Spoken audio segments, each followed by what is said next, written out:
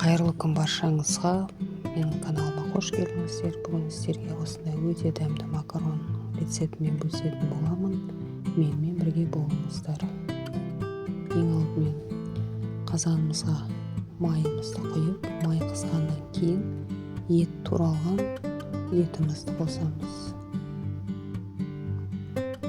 Жақсылап 5-10 минут қуырамыз. Еттің кез келген түрін қосуға болады. Сиыр еті, жылқы еті, қой еті, тіпті тауық етін. Ет болмаған жағдайда фарш қосып жасасаңыздар да болады.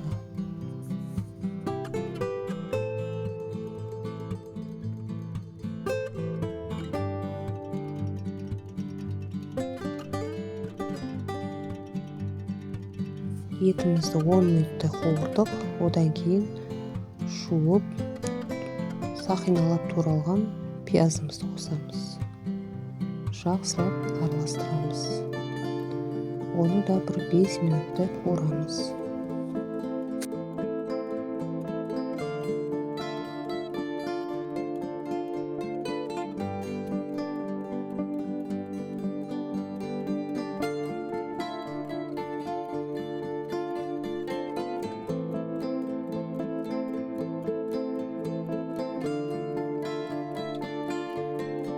Пиязымыз қуырып болғаннан кейін бір сәбізімізді жуып, оны көбіктап турап, оны да пияздың үстіне қосамыз.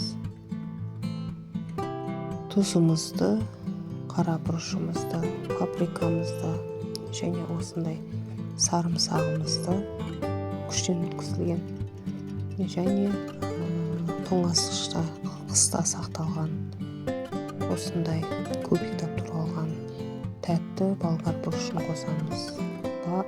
Және бір ас қасық томат пастасын қосып, барлығын жақсылап араластырамыз.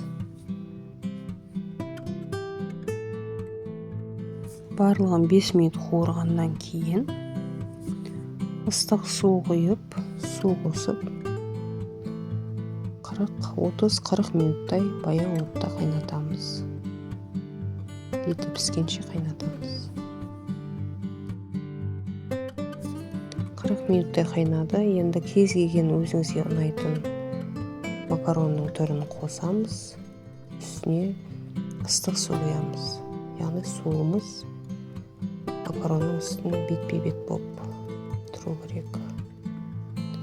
Бір қайнағаннан кейін астын баяу отқа басып 20 минутқа бұқтырамыз. Бір араластырып жібереміз.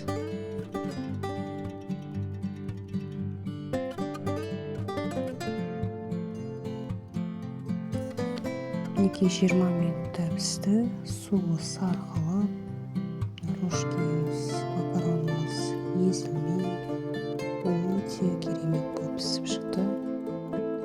Сіздер де жасап көріңіздер. Жасауы жолы өте оңай, өте дәмді макарон.